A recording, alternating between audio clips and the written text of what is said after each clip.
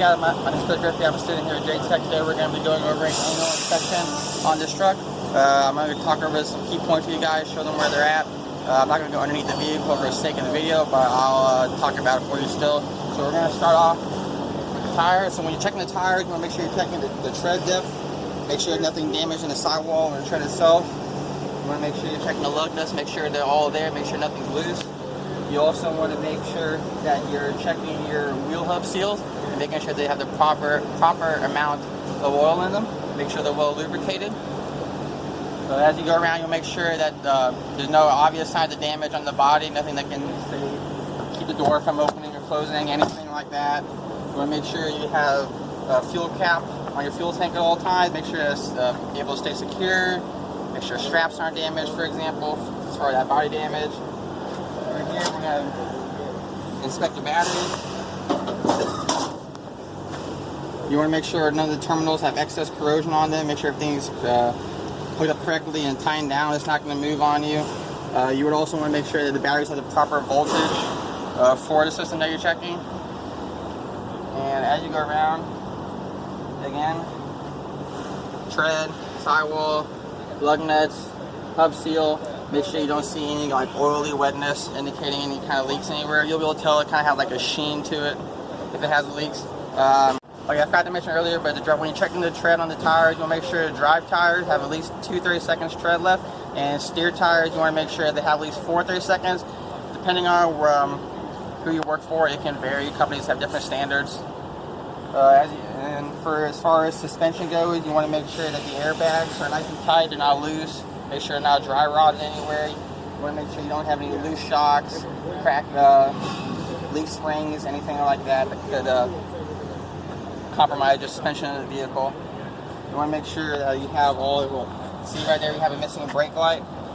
As we go around the vehicle, we also would inspect, make sure all the lights are where they're supposed to be, and make sure that they're working as well when we have the vehicle on. You also want to make sure that you don't have any damaged U-bolts, any damaged cross members on the vehicle frame. You want to make sure that you're checking the exhaust system as well, making sure you don't have any damage, any loose clamps, any damage to the exhaust system. Make sure that you're checking for any soot on the exhaust pipes that could indicate exhaust escaping.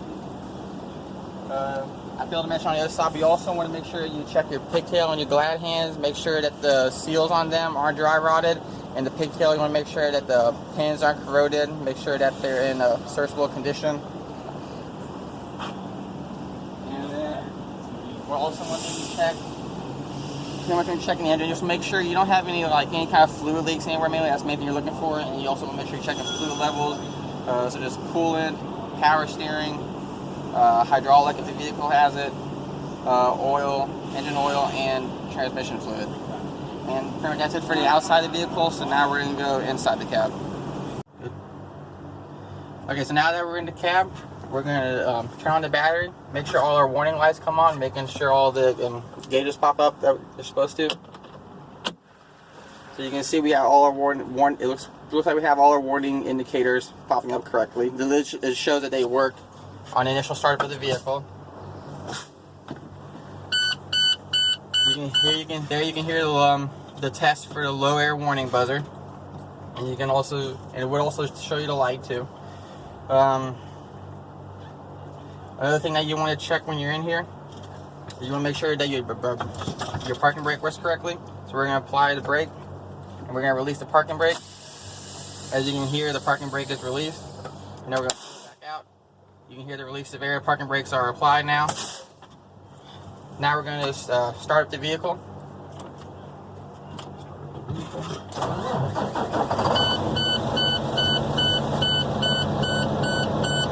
And pretty much while you're in here, you would again just want to make sure all the gauges are working properly. Your air pressure gauge, oil pressure, the voltage for your batteries.